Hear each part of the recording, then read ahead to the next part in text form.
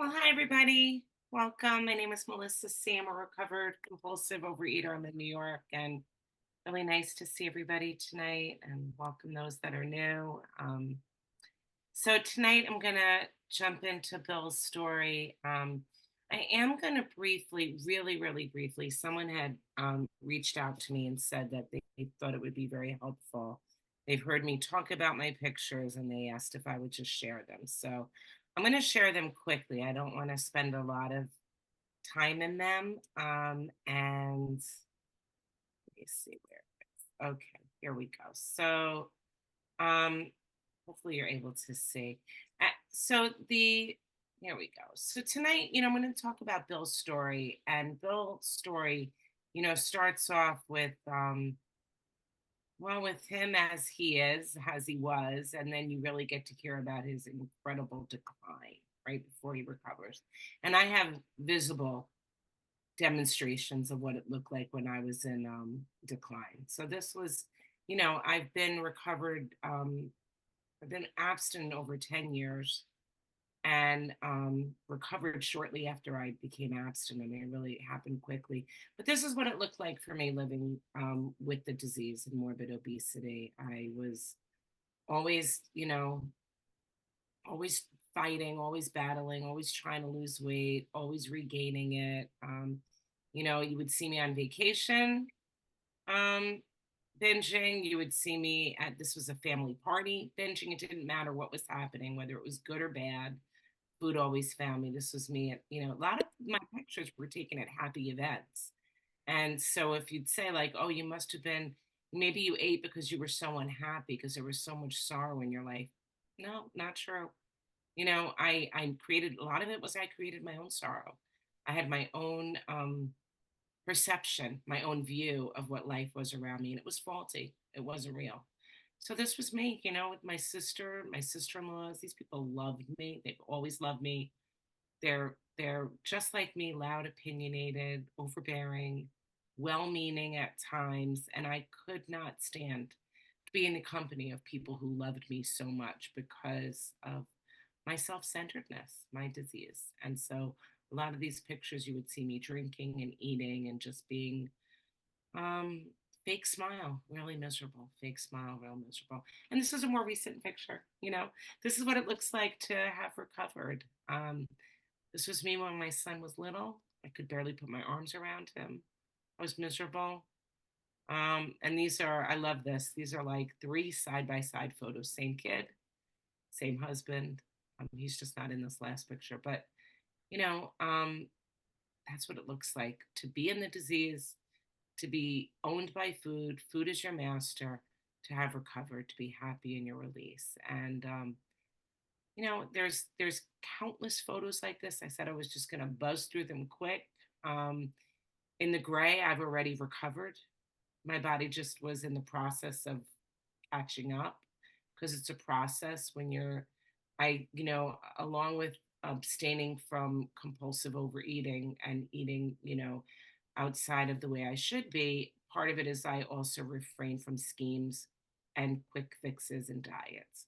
So it took my body a while to catch up where it was meant to be. And this is me, over the course of many years. Every one of those dresses fits me. I've gotten older, but I can go in the closet and every one of those dresses fits me. And that's just nothing short of a miracle. There's me with my siblings again, one of those dresses, family photos again. So, and this is me and my husband. I love this because here we were in a restaurant.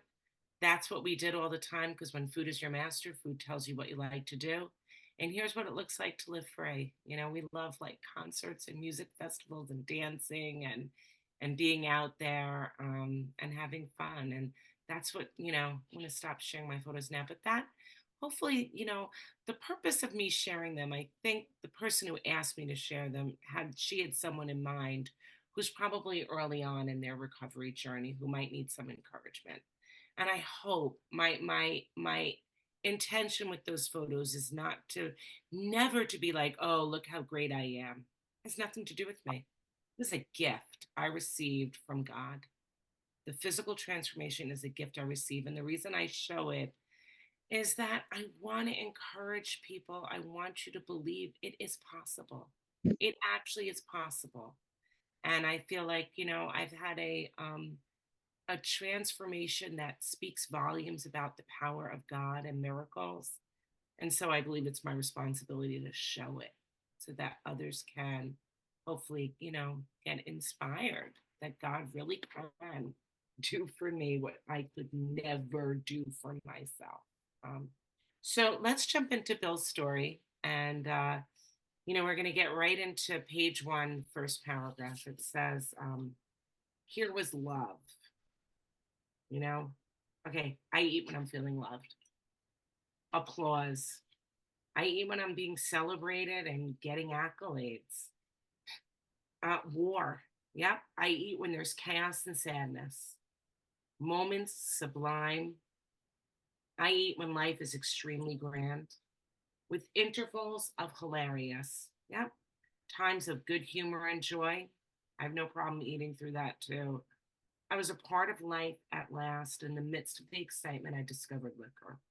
I forgot the strong warnings and the prejudice of my people concerning drink. So I don't know about you all, but I grew up in a home where I knew that certain foods were unhealthy. It wasn't like, oh, that poor girl, she didn't know that that kind of food was bad for her. Totally knew it. Um, I was encouraged to eat in moderation. I was my family definitely had views about people who ate the way that I ate. My father's side of the family was morbidly obese. I'm sure that they were all compulsive overeaters. In fact, I had an uncle and an aunt who definitely died as a result of morbid obesity. Their organs stopped working. And when I was a little girl, my parents would point them out as the cautionary tale, like, don't let yourself get like that. Look at them. So, um, didn't help. It was never like, oh, well, thank you so much for telling me. Now I'll never eat that way again. Like one thing had nothing to do with the other. And then it says here, in times we sailed for over there, I was very lonely and again turned to God. So what I learned from that paragraph is, Bill drank when things were great and he drank when he was lonely. He drank despite having been informed that drinking wasn't good. And so, what that tells me is lack of knowledge was never my dilemma. It's never the dilemma. Food was what I used to celebrate and enhance the happy occasions. And it was what I used to soothe myself. And what this confirms is that it's not my circumstances that need to be adjusted, but my response to my circumstances, right? So here it says, I fancied myself a leader. My talent for leadership, I imagined, would place me at the head of vast enterprises, which I would manage with the utmost assurance. And then it says, the drive for success was on. I proved to the world that I was important. So, when I read this, I can't help but think Bill wanted desperately to be something, to be important, to succeed. And he was clearly determined, he was intelligent, and he was driven. And I think a lot of people are. I think there's nothing wrong per se with wanting to be something. I think that's a pretty, I think about, like, I teach second grade. If I ask any little boy in my class, they all want to be a famous soccer player. Pretty normal response, right? Or they want to be an astronaut. Like, everybody wants to be something. And so I don't think that addicts are necessarily weak-willed or lazy or more desirous of being something. But I know that I'm self-centered. I'm self-important, and I'm looking for outward approval, desperately looking for outward approval. And unlike a second grader, I didn't outgrow it, right? Most second graders reach a certain age and they realize they're not going to be the famous soccer player. Like, it's probably not going to happen. and they sort of reset their dreams, right? They reset it, and they work for different things. They start putting their dreams into hard labor and work. And I think many of us instead resort to fantasy and soothing ourselves with food. I lived my whole life someday when I'm thin off, someday when I'm thin off, someday when I'm thin off, which basically said, I don't have to do squat now. Pass me the Oreos. You know, that was definitely the way that I lived. And so,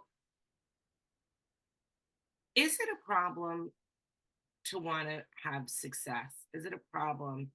And it could be if our motives are entirely selfish motives. And I think, I always like to say, we're going to come back to this question. Is it wrong to have ambition? We'll come back to that.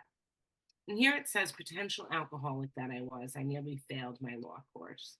At one of the finals, I was too drunk to think or write. Though my drinking was not yet continuous, it disturbed my wife. So here's Bill. He's having consequences already. Although he's not so disturbed, is he? It's only disturbing his wife. Um, you know, if it's enough that he's failing in school, that it's disturbing his wife, then it's a problem.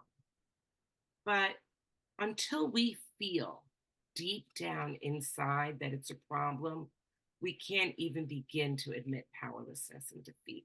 So I know for me, there might have been other people in my world who were thinking, you've got a problem. You ought to do something about it. But until I came to the end of me, internally knew it, nothing anybody on the outside could say was going to do anything. Page 3. For the next few years, fortune threw money and applause my way. I had arrived. Self-important, right? Here's what I see. Self-important. And I've heard it said that the addict is an example of an egomaniac with low self-esteem. That's what it sounds like here. Like wanting to be something, needing a lot of outward accolades. Now we see the progression. Drink was taking an important and exhilarating part in my life. And then it says, my drinking assumed. Hold on, let's see what's going on here. I mean, my drinking assumed more serious proportions, continuing all day and almost every night. The remonstrances of my friends terminated in a row, and I became a lone wolf. Unhappy scenes in our sumptuous apartment. Okay, so what do we see here? Important and exhilarating. Like that's what the food was taking for me. That's what the drink was taking. Serious and continual, alienating him from his friends and causing unhappiness in his marriage. So consequences are not enough to stop us because clearly here are some consequences. We may start out enjoying the food and even having a good time binging, but this is a progressive disease. If you have this, it's progressive. So I know for me, I went from weekends like pig out parties, right? I went from like times when I would like sneak food sometimes, overeating sometimes, to it used to be where I would fit the binging into my life. And then it progressed to where I was fitting my life into my binging, right? Like the binging took more important part of my life. And then at the end, for me, binging just ruled my life, right? I couldn't fit my life around my binging anymore. And, so here it also goes on that there had been no real infidelity. For loyalty to my wife, helped at times by extreme drunkenness, kept me out of those scrapes. And I would say this, there was infidelity. He was unfaithful because what he was married to was the food, was the alcohol, right? And that's what it was for me, that, you know, food was my master. And it will say that here too, that alcohol was his master. When food is your master, it comes before your marriage, it comes before your children, and it even tells you what you enjoy doing. It demands complete fidelity. So when I show those pictures in the beginning of me holding my son and him looking down, like I remember those times. Like I knew that my weight was interfering with my parenting. But food was my master. And so it actually demanded more of me than I had available to give my baby. Right. And here it says, um, I began to be jittery in the morning. Golf permitted drinking every day and every night. What I always think, like when I read this, like Bill talks about golf here, and it doesn't sound like he has a deep love for the game. I mean, God help him if he did. I don't understand that, but that's a whole other issue. But he doesn't sound like he's passionate about the game of golf. Like he's, loving it and thinking about how he's going to improve the game because he just feels so passionate about it. And actually what it sounds like is that he's doing it because he can feel like a hot shot when he does it. It's something that it's statusy, you know, sport to be playing.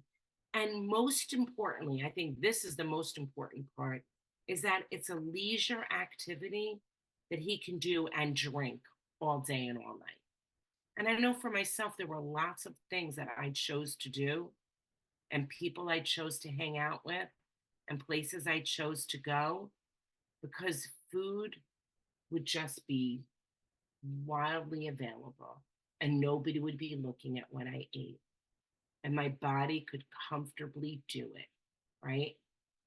And so, when food was my master, I didn't kayak, I didn't hike, I didn't swim, because you can't really do those things and eat. But I went to restaurants. Oh, there were loads of pictures of me at restaurants. And that's what I thought I liked to do. I did things that I could sit. I love the movies. You could eat in the dark and not have to move. And that's a good question to ask yourself. Are you doing things because food allows you to do it? Or are you doing things because it's truly what you enjoy? Page 5. Liquor ceased to be a luxury. It became a necessity. Nevertheless, I still thought I could control the situation. And there were periods of sobriety which renewed my wife's hope. So, I think it's like, let's look at this again. Let's look at this progression again. Important, exhilarating, then serious, continuous, alienation, unhappiness, extreme drunkenness, jitteriness, but a necessity. And here's the crazy part, he still thought he had the ability to control the situation, right? Can you relate? I can relate to that. I think a big symptom of this disease is not thinking that it's a big deal. It's part of the insanity. The mind is under the control of the food, but it thinks it's able to control the problem. Right? I woke up. This had to be stopped. I saw I could not take so much as one drink. I was through forever. Before then, I had written lots of sweet promises, but my wife happily observed that this time I meant business.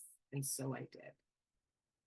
And how do we really begin to know that we're powerless? Like, how do you know for sure that you're really powerless?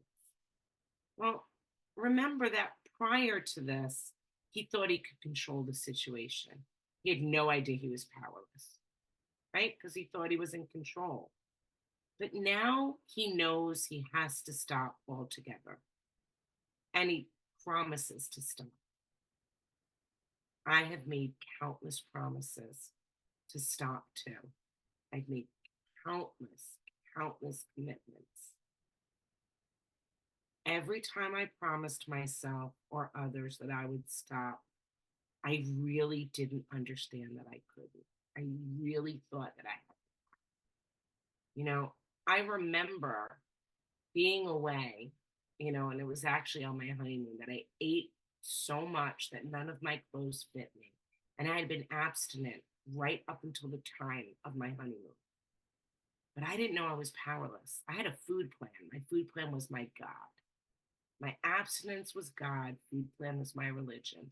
And I really thought on that honeymoon, I was like, I am having a great time. I am eating, I'm having fun, I'm drinking, I'm doing what I want.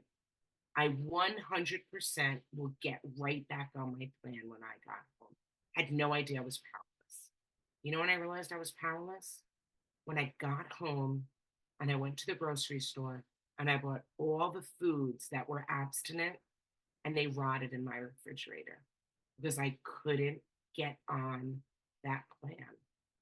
Every time I made that promise, that commitment, and my car, like a magnet, went right through Burger King and McDonald's, I began to understand, wait, I think I'm powerless.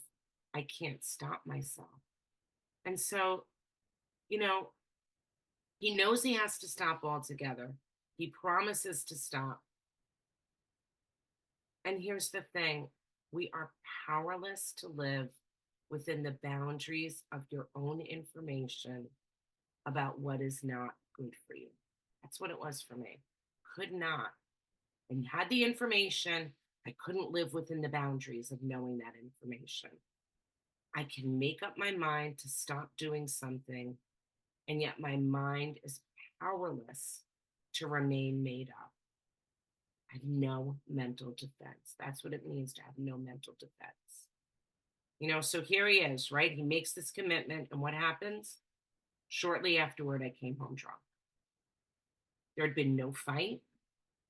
Where had been my high resolve? I simply didn't know. It hadn't even come to mind. Someone had pushed a drink my way, and I had taken it. Was I crazy? I began to wonder. For such an appalling lack of perspective seemed near being just that. And I love the big book gives us a lot of really workable definitions. Um, and a lot of times people don't like to be told that there's a insanity. They don't like the idea that there's a mental problem here, that they're crazy, right? I didn't like hearing that. But the big book gives me a really good definition that kind of helped me get it. And one of the definitions that we're given is the definition of crazy and insane. And here it says crazy is an appalling lack of perspective. And in a chapter more about alcoholism, we're given the definition for insanity, which is almost the same thing. It's in Jim's story, it's on page 37. It says this: whatever the precise definition may be, we call this plain insanity. For how can such a lack of proportion of the ability to think straight be called anything else? So, lacking perspective and lacking proportion means making things that are unimportant hugely important, and then things that are crucial seem insignificant. And it's important in step one to admit our insanity. And since there's so much stigma surrounding the word, it's important for us to understand that it's not just a melodramatic term, right? It's not just this melodramatic term. But if I don't have the ability to understand what's crucially important, and I make things that are seemingly unimportant really important, I've got a big problem here. And here's a key example. What could be more important than my life? Right? It's the only one I've got. And yet I've been in situations where I have said, I know I can't eat a certain food. I know that it triggers this allergic response in me, but I don't want to insult my hostess. I don't want to have to ask the waitress to bring that food back. I don't want to like stand out. Why is that? Because I lack the ability to think straight. I lack proportion. I lack perspective. And here's a great example, right? Again, I'm going to get back to being a teacher. I have kids in my class. Every year, I've got a kid in my class who has a peanut allergy. Their parents never worry about offending me or any other parent. By the way, they don't care about offending the whole school if they have to make the cafeteria peanut free. Why is that? Because they don't lack perspective. Because they know that the very life that they're trying to protect is more important than possibly offending anybody. Can I say the same thing about the way that I've treated my disease? Heck no. Heck no. Right? Therefore, I lack perspective. I lack proportion. Good news. I don't lack perspective anymore. I don't lack proportion anymore. I have no problem. Anybody who has seen me at places and been with me in places, whether it's a retreat or whether it's at a restaurant, I can do it with clarity. I can do it with poise. I don't have to act like a lunatic, but I absolutely don't lack proportion. I can advocate for what I know has the capacity to save my very life. And here he was, he couldn't. Someone pushed a drink his way and he took it, right? I cannot fight the magnetic pull of the food. I don't have enough strength and power. In fact, by the way, we're never given that promise. What we get is even better. We get a better promise. For us, the problem gets removed, right? It's not like I have to rely on my strong willpower to fight against it. It's like this, the magnet that was inside the food that would call my name, it's like the magnet just gets boop, taken out. No more magnet. Gone. Page 5, renewing my resolve. What's a resolve? Firm determination to do something. I tried again. Some time had passed, and confidence began to be replaced by cocksureness. I could laugh at the gym mills now. I had what it takes. One day, I walked into a cafe to telephone, and in no time, I was beating on the bar, asking myself how it happened. And then on page 7, Bill goes into a hospital and he meets Dr. Silver, who gives him some excellent information, but information is not transformation. It's not enough. And understanding ourselves does not give us the ability to live in agreement with what we understand. So when he finds out, and here it is, and when he meets Dr. Sokol, right? Though certainly selfish and foolish, I had been seriously ill bodily and mentally. And the doctor's opinion explains that we have a two-part illness, right? The allergy of the body and the obsession of the mind. We are seriously sick in our minds and in our bodies. Yes, selfish, yes, foolish, but sick as well. And, here it says it relieved me to learn, somewhat to learn, that the will is amazingly weakened when it comes to combating liquor, though it often remains strong in other respects. So we can be strong willed and competent in other areas, but have no willpower where food is concerned. Understanding myself now, I feared for it and I hope. And this was surely the answer, self knowledge, right? He thought for sure, now that you've told me, okay, I got it. You gave me the information. Self knowledge will fix it. But it doesn't keep him sober. And he actually ends up worse than ever. Self knowledge, by the way, is relying on a mental defense. And we don't have that, right? We don't have a mental defense. Page 8, quicksand stretched around me in all directions. I had met my match. I had been overwhelmed. Alcohol was my master. And when I read this, I think about what it means to have food be your master. It means, and I shared this before, but I'm going to kind of drill it in again. Food tells you what to do, where to go, who to spend time with. If you're under the control of a master, it means you are going to need an outside intervening force to overpower the master and set you free. You can't set yourself free. Clearly, what does that mean? You're going to need a higher power. You're going to need something more powerful than you. That's a higher power, right? And certainly than the food. And you know what? Bill gets just that. Bill gets just that. It says here how dark it is before the dawn.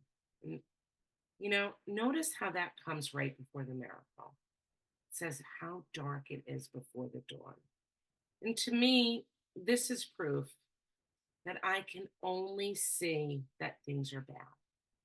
I could be in the midst of something that looks awful. And I say, oh, this is terrible. This is the worst. And I love to think too, we don't suffer from a hopeless situation, a hopeless condition. We suffer from a seemingly hopeless condition. Because if it were hopeless, you wouldn't have seen my photos and seen me recovered. If it was hopeless, you wouldn't hear about, someone who's going to do a young person's meeting who, you know, who isn't that young person anymore. Sorry. Watch it. Watch it. Careful, careful, right? So that ought to tell you that it's not hopeless. It's seemingly hopeless. It appears to be hopeless. How dark it is before the dawn, right? It's not actually hopeless because if it were, Bill would never have experienced what comes next. And I love this. Here, what comes next? I was soon to be catapulted into what I like to call the fourth dimension of existence. I was to know happiness, peace, and usefulness in a way of life that is incredibly more wonderful as time passes. Isn't that beautiful? Right? He gets catapulted, not by his own power, right? We don't catapult ourselves, but something, some intervening higher power, God, actually picks him up and launches him into a whole new existence. And so now what happens to this man that once needed approval and money and needed to be somebody? What happens is he found God and he found a purpose. And here for me, I love this. Here's the best part, the next part of the story. I just love it. Bill's story can get really horrible and awful and bleak and worse and worse and worse. And I love getting up to the bright spot, the wonderful part. And here it is. The door opened. And he stood there, fresh skinned and glowing. There was something about his eyes. He was inexplicably different.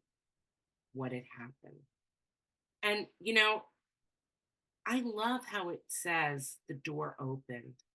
Not Bill opened the door, Ebby opened the door. You can almost hear that there's the power of God there, that this door just opened. It's like, I often think about myself. I feel like I was living my life in this story, that was just the most devastating, horrible, sad tale. And I feel like something miraculous happened where I was just picked up The page was turned and I was put in a new story and a new life. And it's kind of like this, the door opened, right? There he is, the door opens. And I love, the way Ebby shows up. I think for me and for any of us, it's how we're supposed to carry the message. Look like you have a message. He had that starry eyed look, right? Yes, the old boy was on fire, all right. But bless his heart, let him rant. Besides, my gin would last longer than his preaching. But here's the thing, he did no ranting. In a matter of fact way, he told how two men had appeared in court, persuading the judge to suspend his commitment. They had told him of a simple religious idea and a practical program of action. That was 2 months ago, and the result was self evident. It worked. And so the next part of the chapter now delves into the struggles Bill had to work out internally to allow himself to come to believe. And it's pretty incredible that he shares this process with us. This coming, right? This coming to believe process. On page 10, it says, I had always believed in a power greater than myself. I had often pondered these things. I was not an atheist. Few people really are. I had little doubt that a mighty purpose and rhythm underlie it all. I simply had to believe in a spirit of the universe who knew neither time nor limitation, but that was as far as I had gone. So, what Bill has is a belief in an idea, but no relationship, and certainly no reliance. He then goes on to point out all the ways God had failed him. And in his mind, the whole world. God just failed him and everything. And so what does he do? He points out the wars and religious people who didn't act very religious. And what does Ebby tell him? How he was saved, right? He shared his experience with Bill. And because Bill had known what a disaster he had been, that his words of transformation were self evident. And I think that's important for us. When we get well, we are walking, breathing examples of God's miraculous power, which tells me that when people in my community ask what I did to lose weight, I have an obligation, a responsibility to give God the credit, right? And when somebody says that they struggle with forming their own conception, I love to say what Ebby says. Like, I don't know about all those things. I can't explain away life's disasters and tragedies. I don't have that knowledge. I don't have that ability. But I can tell you, God did for me what I could not do for myself. Right. And then we let our lives demonstrate that. Page 10, when they talked of a God personal to me who was love, superhuman strength and direction, I became irritated and my mind snapped shut against such a theory. And I read this and I think, why was that irritating to Bill? Well, like me, he points out all the things that are not right with the world, and this makes him question God. And I used to do the same thing. But Ebby tells him this, right? God had done for him what he could not do for himself. His human will had failed, right? And that doctors had pronounced him incurable. Society was going to lock him up. And then he admitted complete defeat. And he had, in effect, been raised from the dead, suddenly taken from the scrap heap to a level of life better than the best he'd ever known. Page 11, here was something at work in a human heart which had done the impossible. My ideas about miracles were drastically revised right then. Never mind the musty past. Here sat a miracle directly across the kitchen table. He shouted great tidings. And that's the beautiful truth. We are miracles. We in this program have the opportunity to meet miracles and to become a miracle. Right? I saw that my friend was much more than inwardly reorganized. He was on a different footing. his roots grasped new soil. And I just love this. I think, you know, we're more than normal sized bodies. When I think about my roots grasping new soil, here's what I think about, right? My roots are the things that grab onto the soil for support and nourishment, you know, and at one time, the soil that my roots grasped were the things that my selfish roots needed. My roots were selfish. And so what did they cling to? What did they hang on to for nourishment and support? Basically getting all my needs and wishes met. That's what the soil was. If it was gonna make me happy, I thought happy was what my goal was. Be happy, get everything you want, be happy. You know, and today my roots are planted in my relationship with God. You know, and I think there's something really, when we're newly getting recovered, I think the process of the 12 steps is a digging out my roots from polluted soil, shaking out that old polluted soil, and getting them transplanted in new soil, right? It's a process. And there's a very vulnerable period of time, I believe, for people when your roots are like yanked out, you're shaking off that old soil, and they're kind of left dangling. And I think that's the part where the fellowship and the help and the support comes in. It's like our job is to help people quickly. Come on, let's get your roots in some new soil together. Page 12, when the thought was expressed that there may be a God personal to me, this feeling was intensified, and I didn't like the idea. And I could go for such conceptions as creative intelligence, universal mind, or spirit of nature, but I resisted the thought of the Tsar of the heavens, however loving his sway may be. And I've since talked with scores of men who felt the same way. It's funny. We truly, so many of us come in here, we think we're so unique. Oh, I'm the only one who has a problem with God. I remembered like whispering it to people, like, I got a God problem. Like, no joke, you have a God problem because you think you're it. You know, how can you find God when you believe that you're God? And, many of us have this idea that there's something big and mysterious out there. But thought of forming a working relationship with this big, powerful source seems frightening and unbelievable. And so here's what his friend suggested. It's a novel idea. Choose your own conception. And what that statement did for him did for me too. It melted the icy intellectual mountain in whose shadow I had lived and shivered many years. I stood in the sunlight at last. So, what does it take? It's a matter of being willing to believe in a power greater than myself. Nothing more of me was required to make my beginning. Growth could start from that point. Upon a foundation of complete willingness, I might build what I saw in my friend. So, when people say I'm struggling with step two because I don't have a conception of God yet, I'm not sure what God is yet. That's not necessarily the requirement. It's, do you want a relationship with God? Is this something you want? And if you're struggling to believe, do you want to believe? That's what I ask people who say that they're not sure they believe yet. I ask, well, do you want to? And if you want to, that means you're willing to. That means you're willing to believe.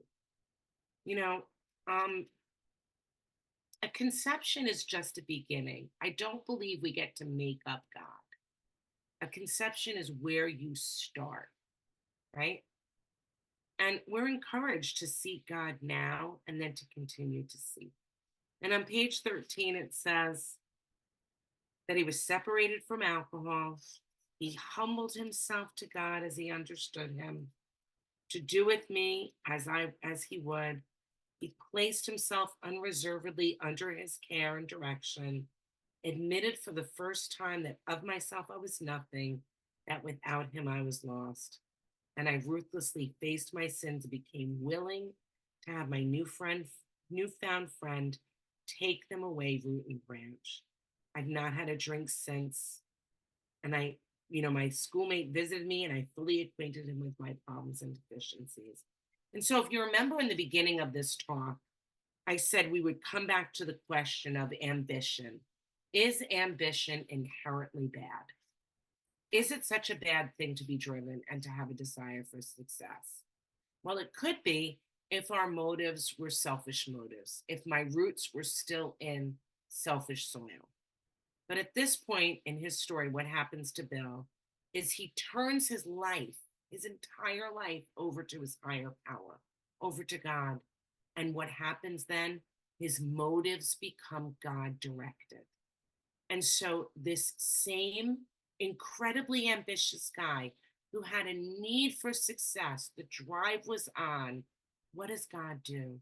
He takes this incredibly brilliant man who's ambitious and creative and uses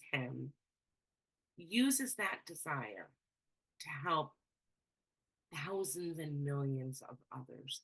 If Bill were not ambitious and successful, I don't think I would be here today, right? So it's not inherently bad when we put ourselves in God's hands, right?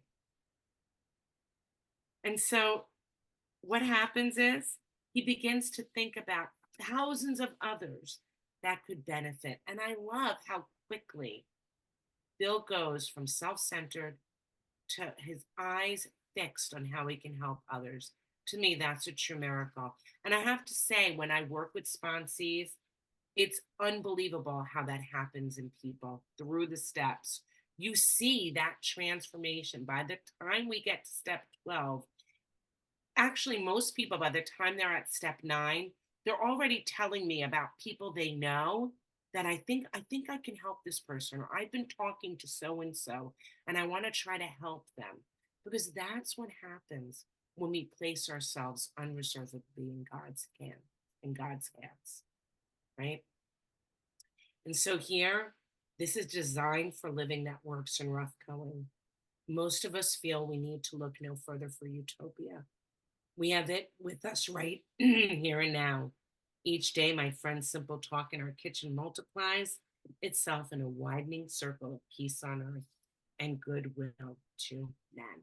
And with that, I will pass like 2 minutes.